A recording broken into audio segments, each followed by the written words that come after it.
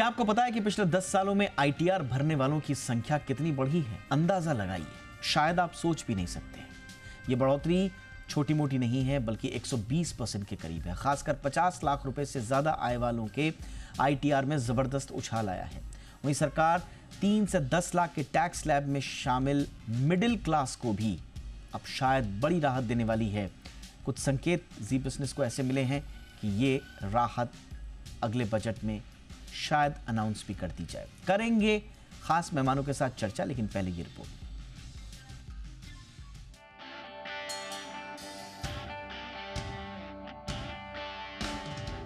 देश में विकास का पहिया अब तेजी से दौड़ने लगा है। ये हम नहीं कह रहे हैं, बल्कि करदाताओं से जुड़े आंकड़े कुछ ऐसा ही संकेत दे रहे हैं।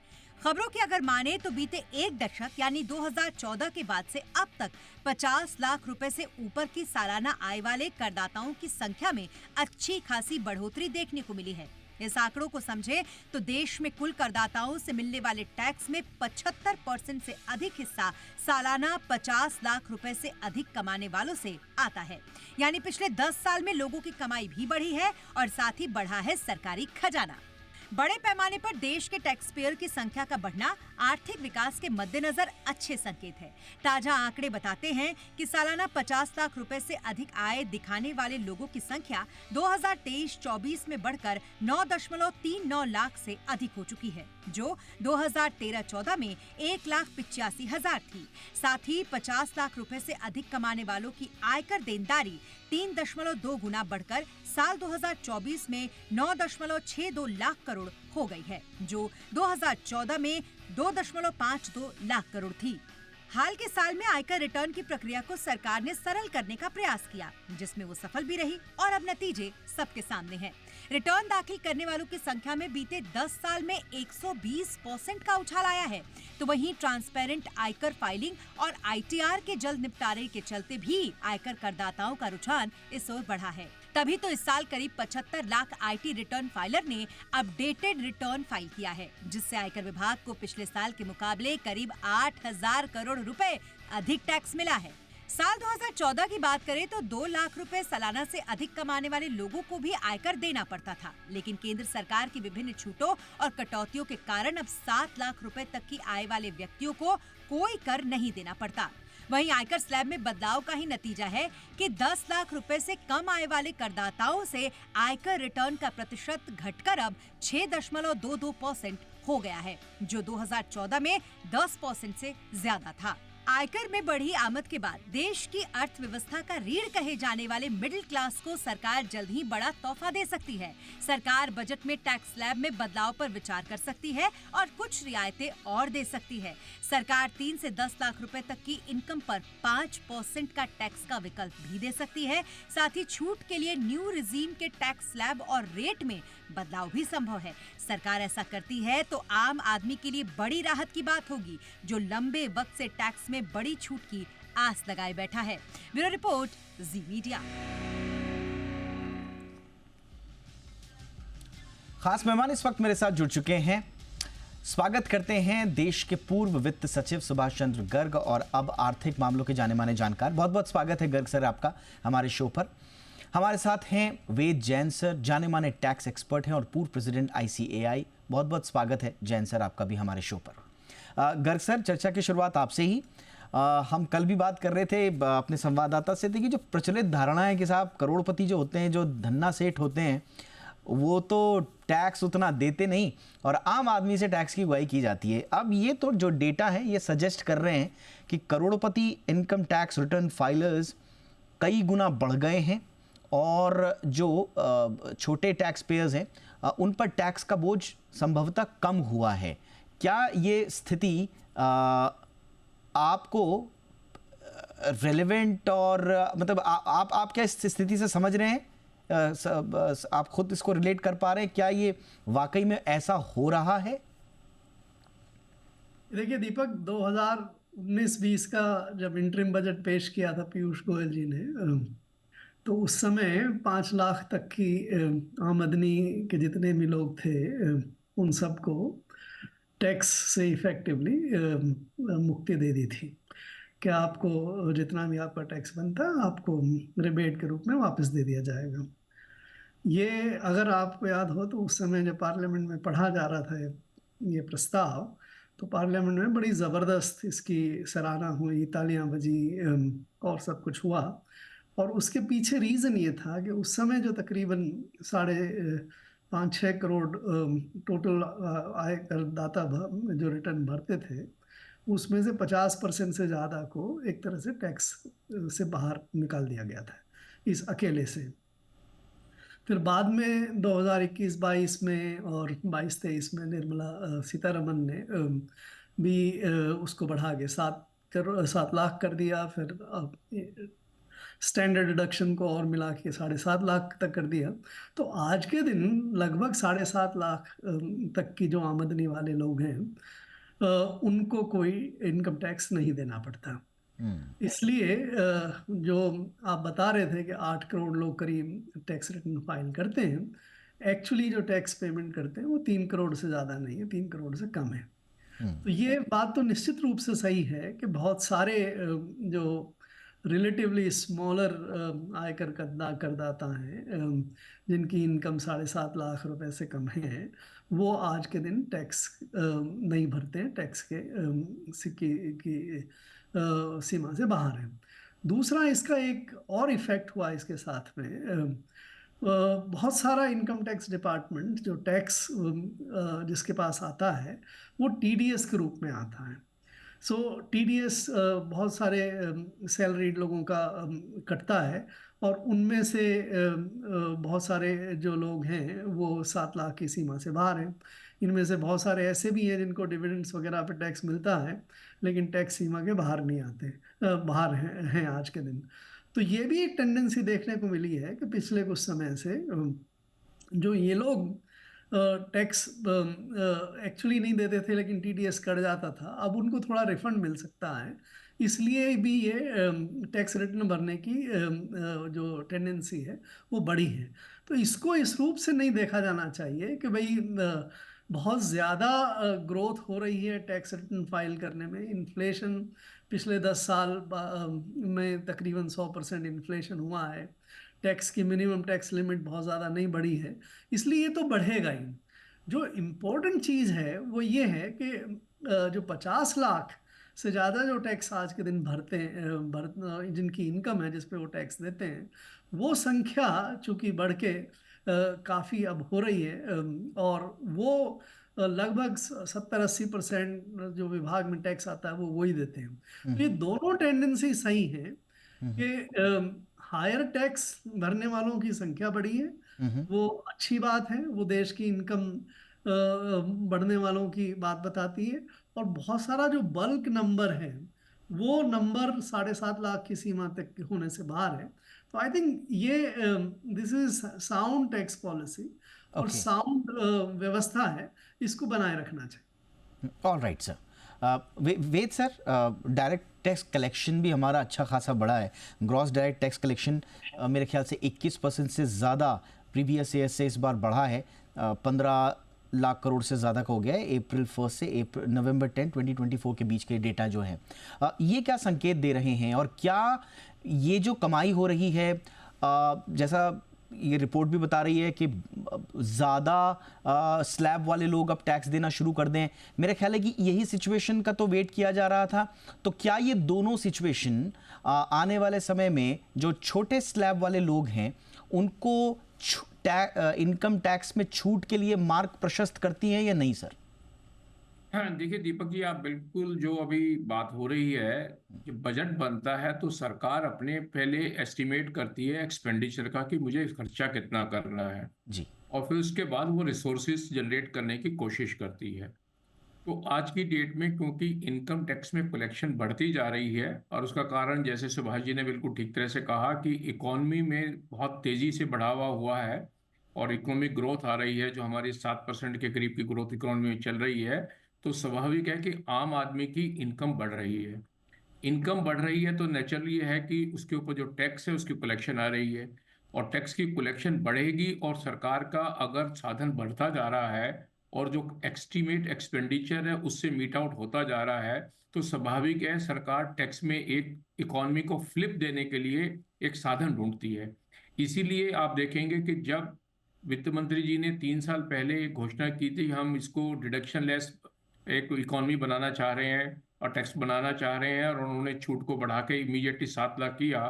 तो आइडिया ये था कि आज की डेट में टैक्स की कलेक्शन इंप्रूव कर रही है, छोटे टैक्स पेयर को राहत दे दी जाए ताकि उसके हाथ में परचेजिंग पावर यानी कैश फ्लो बढ़ जाए। उस कैश फ्लो से वो मार्केट में परचेज करेगा और उससे इकोनॉमी को ग्रोथ मिलेगी। तो ये दो ट्विन ऑब्जेक्टिव सर्व करता है। जो आपने बात बिल्कुल ठीक कही कि आज की डेट में क्योंकि टैक्स की कलेक्शन बढ़ रही है, जिनकी इनकम ज़्यादा है वो टैक्स ज़्यादा दे रहे हैं, स्वाभाविक है सरकार का जो राजस्व की जरूरत है वो उससे पूरी हो रही है।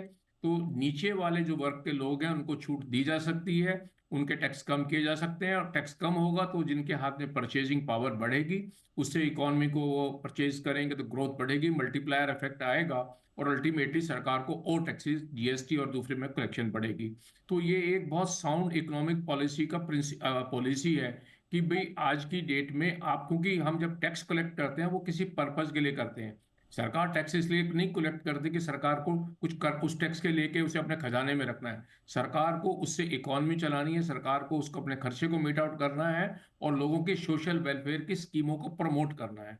अगर वो उसमें आज की डेट में छोटे निम्न वर्ग के जो टैक्स पेयर हैं उनको छूट देने से वो अगर ऑब्जेक्टिव अचीव होता है तो स्वाभाविक है सरकार वो करेगी। और मेरा ऐसा मानना है कि जैसे कलेक्शन इंप्रूव कर रही है तो स्वाभाविक है, जैसे वित्त मंत्री जी ने पीछे 5 से 7 लाख किया और फिर वो स्टैंडर्ड डिडक्शन देके 7.5 लाख किया, तो कोई बड़ी बात नहीं है कि ये बढ़ के 10 लाख पे पहुंच जाए, डिपेंडिंग अपॉन की कितनी कलेक्शंस आ रही हैं।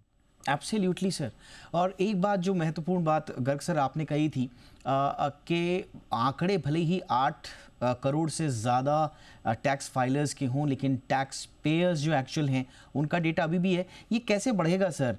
ये जो टैक्स पेयर्स बेस है ये कैसे बढ़ेगा? और एक्चुअल लोग कभी, क्योंकि अभी भी कहा जा रहा है कि वो सारे लोग अभी भी उस दायरे में अभी नहीं आ पाए हैं गर्ग सर, जो दायरे में आने चाहिए। तो ये टैक्स पेयर्स का जो बेस है ये कैसे बढ़ेगा ताकि और ज़्यादा सहूलियत हो सरकार को ये फैसला लेने में कि साहब हम लोअर स्लैब्स के लिए टैक्स एग्जेम्पशन की व्यवस्था कर पाएं? देखिए, अगर आप देश के जो पीएलएफएस हमारा जो लेबर सर्वे का डेटा है सरकार का खुद का जो 23-24 का आया है, उसके हिसाब से तकरीबन देश में 66 करोड़ वर्कर्स हैं। उसमें से 21% लगभग 12-13 करोड़ जो है वही सैलरीड और रेगुलर इनकम वाले हैं। बाकी सब सेल्फ एम्प्लॉयड, कैजुअल वर्कर्स और उस श्रेणी के हैं। तो आप ये मान के चलिए कि देश में रेगुलर इनकम अर्न करने वालों की संख्या बहुत ज़्यादा नहीं है। आप 12 से 15 करोड़ मान लीजिए, और इसमें इनकी एवरेज इनकम जो है वो तकरीबन 20 से 25 हज़ार रुपये प्रति माह है। अगर 12-13 करोड़ लोग ही जो इस तरह की रेगुलर इनकम अर्न करते हैं और आपके टैक्स रिटर्न फाइल करने में आज 8 करोड़ आ गए हैं, और ये 25,000 की भी अगर आप एवरेज ले लें तो 3 लाख रुपए होती है, जो 3 लाख रुपए हमारी एग्जेम्पशन लिमिट के एवरेज अगर ले तो वो उसके बहुत पास है। तो मुझे एक तो ये बात नहीं लगती कि बहुत ज़्यादा आप टैक्स बेस को बढ़ा सकते हैं। ये जो हायर फेज में ग्रोथ हो रही है 20 लाख से ऊपर और 50 लाख से इनकम, ये संख्या बढ़ सकती है हर साल तकरीबन 8 से 10%, 12% के हिसाब से, डिपेंडिंग अपॉन आपकी कितनी ग्रोथ रहती है और इनकम सैलरीड लोगों को कितना उसमें से हिस्सा मिलता है। बट ये संख्या अगर आज 50 लाख है तो वो 50 लाख से 1 करोड़ होने में इसको तकरीबन 7-8 साल लग जाएंगे। तो ये चीज़ को हमें एक ध्यान रखना चाहिए। दूसरा, अगर सरकार का उद्देश्य ये है, बाय द वे मेरा इस बात से पूरी सहमति नहीं है कि सरकार इनकम टैक्सेस से और बाकी टैक्सेस से इतना कमा रही है जिससे वो सरकार का पूरा खर्चा चल जाए। आपको मालूम है इस समय भी हिंदुस्तान में 5% से ज़्यादा फिस्कल डेफिसिट चला रहे हैं हम। उसका मतलब ये है कि हम बहुत सारा लोन अभी भी ले रहे हैं, क्लोज स्क्रूटनी में है ये सर। हाँ, तो सरकार बहुत ज़्यादा टैक्स को गिव अवे नहीं कर सकते।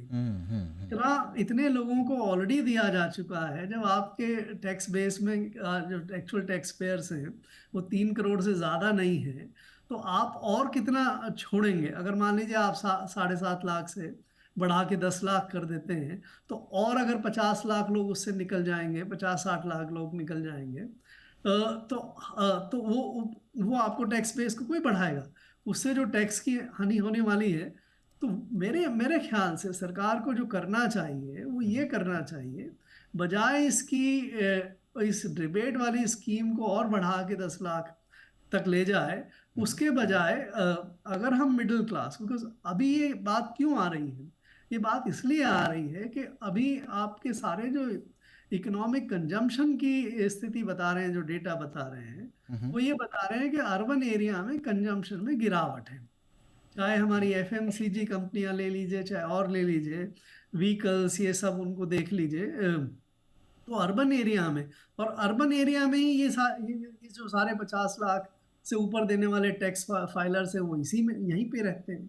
तो अगर अर्बन एरिया में टैक्स को अगर आप 7 से 10 लाख कर देते हैं और उसमें से कुछ लोग और चले जाएं, तो हालांकि थोड़ा बहुत पैसा कंजम्पशन की तरफ जा सकता है, बट उससे जो नुकसान होगा सरकार को, वो उसकी भरपाई सरकार ज़्यादा और लोन लेके नहीं कर सकती। तो मुझे इस बात से इत्तेफाक नहीं है कि उसके बजाय अगर हम टैक्स स्लैब्स को रेशलाइज करके, ये जो 2 रेजीम हमने बना रखी है, डिफॉल्ट रेजीम और ये, इसको ख़त्म करके एक सिंगल रेजीम लाएं, और टैक्स एग्जेम्पशंस की जो स्थिति आज के दिन है उसको मानते हुए जो डिफ़ॉल्ट स्कीम को है, अगर आप उसको नॉर्मल स्कीम बना के इस्तेमाल करें, तो शायद सरकार को ज़्यादा टैक्स रिटर्न आएगा, और मिडिल क्लास को भी, जो लोअर मिडिल क्लास है, उसको भी उसमें कोई नुकसान नहीं।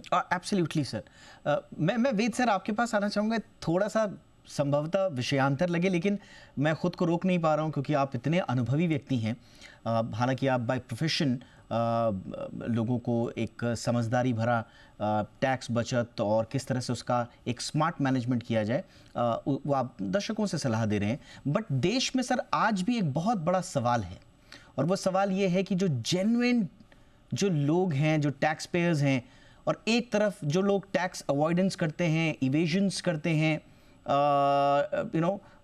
टैक्सेबल इनकम को कम दिखाते हैं, लूपहोल्स को देखते हुए, अनरिपोर्टेड इनकम दिखाते हैं, फ्रॉडुलेंट डिडक्शन दिखाते हैं। ये आज भी सर एक आम धारणा है कि ऐसे लोगों की बहुत सारी तादाद है। ऐसे लोगों को हम टैक्स के दायरे में कैसे ला सकते हैं सर? कहाँ तक सरकार जा सकती है इन लोगों की पकड़ तक?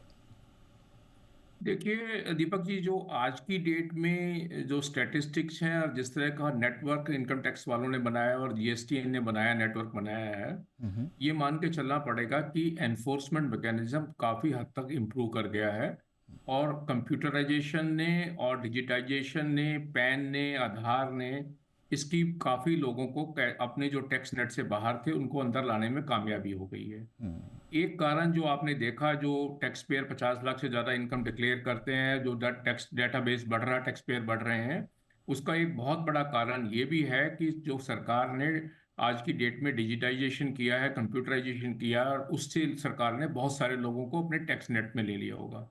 एक डाटा जो इनकम टैक्स सीबीडीटी ने रिलीज किया होगा, आपने देखा होगा कि उनको 8,000 करोड़ रुपए अपडेटेड रिटर्न यानी रिवाइज रिटर्न करके सो मोटो मिले हैं। उसका मेन कारण यही है कि सरकार की जो नेटवर्किंग है, कंप्यूटराइजेशन है, उसमें सरकार ने उन जो कहीं गैप थे और जो पैचेस थे उनको फिल इन करने की कोशिश की है।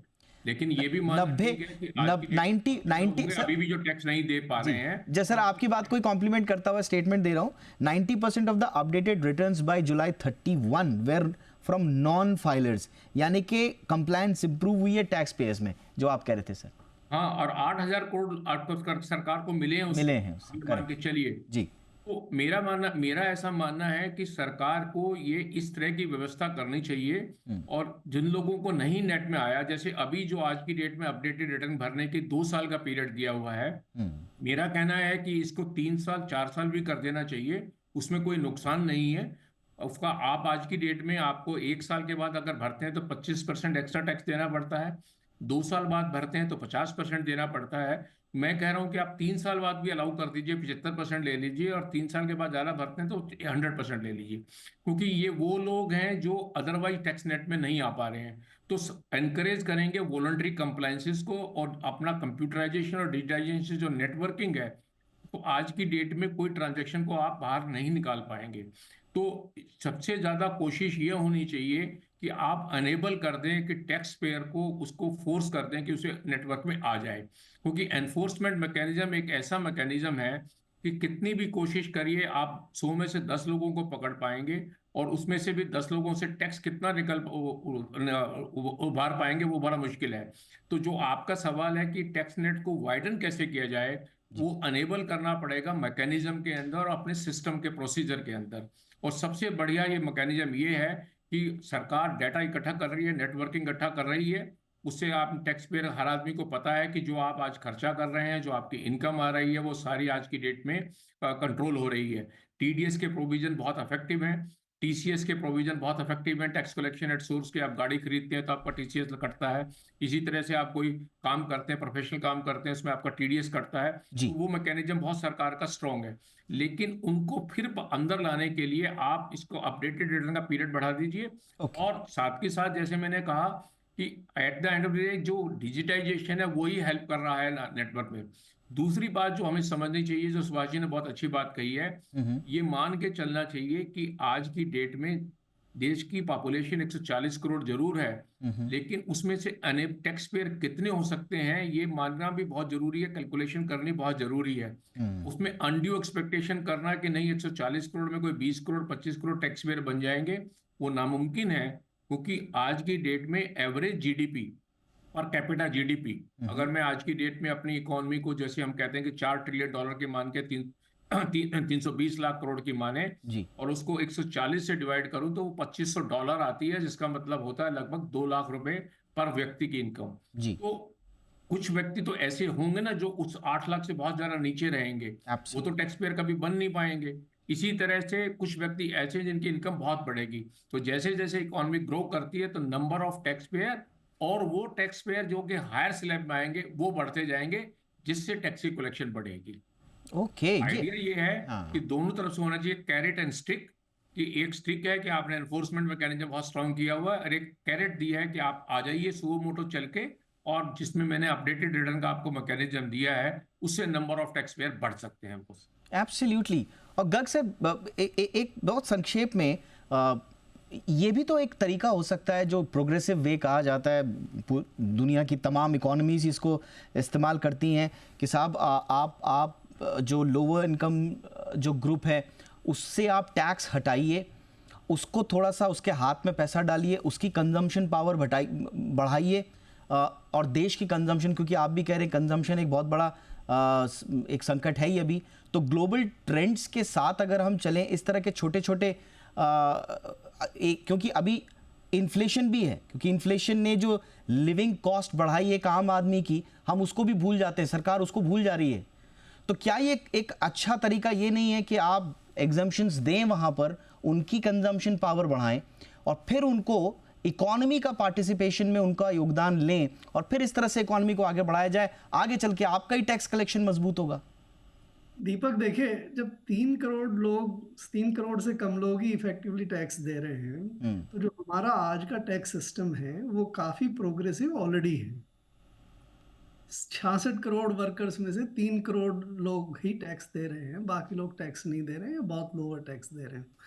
आप जो चर्चा कर रहे थे, एक्चुअली जो पिछले 20-25 साल में जो परिवर्तन किए टैक्स सिस्टम में, टैक्स एडमिनिस्ट्रेशन में, उससे जो सैलरीड वर्कर्स हैं या जो स्टॉक एक्सचेंजेस या इन्वेस्टमेंट से आमदनी कमाते हैं, वो सब तो मुझे नहीं लगता अब टैक्स नेट से बाहर हैं या चोरी कर पाते हैं। ओके। केवल एक ही वर्ग जो है वो अभी हम सॉर्ट आउट नहीं कर पाए हैं, और वो वर्ग है जो बिजनेस इनकम का, जिनकी बिजनेस की इनकम है, वहाँ पे अभी भी काफ़ी समस्याएं हैं कि बहुत सारी आपने एग्जाम्पशन लिमिट कर रखी है कि इससे कम को टैक्स रिटर्न फाइल नहीं करने की ज़रूरत है, या कंपाउंड नहीं कर लीजिए, या उसमें कैश में अभी भी काफ़ी ट्रांजैक्शन होता है। उसमें खर्चे वर्चे दिखाने में भी और काफी कुछ। सो एक इस वर्ग को किस तरह से हम टैक्स नेट में ला सकते हैं, इस पे हमें काफी सोच करके विचार करके जी इस वर्ग, अगर हम इस वर्ग को कर लें तो आप मान के चलिए अगर हमारे जीएसटी आज फाइल करने वाले 1.5 करोड़ करीब करदाता हैं, 1.5 करोड़ करदाता इनकम टैक्स नहीं देते हैं पूरा। वो वर्ग, और ना तो उनमें से कई सारे इनकम टैक्स देते हैं और उनमें से बहुत सारे इनकम टैक्स की चोरी कर लेते हैं या बचा लेते हैं किसी भी तरह से। अगर इस ग्रुप को अगर हम डील कर लें, इस ग्रुप को हम समझ जाएं और इसको कैसे मोटिवेट कर सकते हैं और कैसे उनको टैक्स मैं आपका इशारा समझ गया सर। मैं माफ़ी के साथ इंटरप्ट कर रहा हूं सर। बिल्कुल आखिरी सवाल मुझे पूछना था वेद सर से। संक्षेप में वेद सर, जो ताज़ा रिपोर्ट्स कहती हैं 74% of individual income tax return filers opted for the new income tax regime. तो सरकार की कोशिशें सर यही चाह रही थी सर कि नई टैक्स रिजीम में आ जाइए, यही फ्यूचर दिख रहा है सर, या अभी भी कुछ इफ्स एंड बट्स हैं? नहीं, देखिए क्या है कि 74% जो नई रजीम में आने का कारण सिंपल है। हाँ देखिए, मैं एज ए टैक्स कंसल्टेंट बता रहा हूँ कि हम टेबल पे जब एक टैक्स पेयर की कैलकुलेशन करते हैं तो हम दोनों रजीम की कंप्यूटेशन कर लेते हैं। जी और आज की डेट में जो न्यू रजीम का इन्होंने 7 लाख का जो एग्जम्पशन दिया है और दूसरी टैक्स डिडक्शन के बाद टैक्स बनता है, तो स्वाभाविक है कि आज की डेट में वो बेनिफिट ज़्यादा नजर आता है। और जो अभी 26% बचे हुए हैं वो भी वो हैं जिनकी की फोर्स्ड डिडक्शन है, जैसे एम्प्लॉयज हैं जिनका पीएफ कटता है, ओके वो नेचुरली कटेगा, पीएफ कटेगा। जिन्होंने लाइफ इंश्योरेंस की पॉलिसी ली है वो प्रीमियम चालू है, जिन्होंने मेडिक्लेम लिया हुआ है, इंश्योरेंस कराया हुआ है, वो चालू है। तो उनके कुछ केसेस में ऐसा नजर आता है कि शायद उनको टैक्स का एडवांटेज वो पुरानी स्कीम में चल रहा है, बट ओवर ए पीरियड ये मान के चलना चाहिए 2 या 3 साल में ये फेज आउट हो जाएगा और ये जो डिफरेंस है, ये डेमार्केशन खत्म हो जाएगा। तो ऐसा नहीं लगता है कि कोई हो जाएगा। लेकिन जो दूसरा सवाल जो अभी गर्ग साहब ने उठाया है कि जो बिजनेसमैन के बारे में, मेरा ऐसा मानना है, गर्ग साहब का अपना एक व्यू है कि जो बिजनेसमैन के बारे में भी जब से जीएसटी का नेटवर्किंग आई है, तो ये जो 1.5 करोड़ के लगभग जो टैक्स पे आज की डेट में जीएसटी नेटवर्क में है, वो सारा डाटा आज की डेट में कैप्चर्ड है और उसमें कोई चांस ऐसा नहीं है कि कोई बहुत लंबी चौड़ी टैक्स की कोई एडजस्टमेंट कर सकता है। जी टैक्स के प्रोविजन आज की डेट में स्ट्रिंजेंट है, कंप्लायंस है, और ऐसा टैक्स में कोई खर्चा बोगस क्लेम करने का और ये करने के साधन आज की डेट में लगभग ना के बराबर है। जी चोरी जरूर होती है थोड़ी बहुत जो है, मैं ये नहीं कहूंगा कि नहीं करते होंगे लोग, लेकिन ये मान के चलना कि भाई कॉर्पोरेट सेक्टर और बिजनेस सेक्टर में कोई बहुत लंबी टैक्स की एडजस्टमेंट बची हुई है, जी ये मेरा लगता है कि शायद जो मेरा प्रैक्टिकल अनुभव देखने को मिल रहा है पिछले 2-4-5 सालों के अंदर, कि वो बहुत कम है, ऐसा नजर नहीं आता है। ऑल राइट सर हमारे जी सर, मेरे पास वक्त की इतनी कमी है। आप दोनों महानुभावों का मैं धन्यवाद करूंगा, बहुत महत्वपूर्ण विषय पर आप लोगों ने अपने विचार रखे। Thank you so much Garg sir, बहुत बहुत शुक्रिया वेद जैन सर आपका।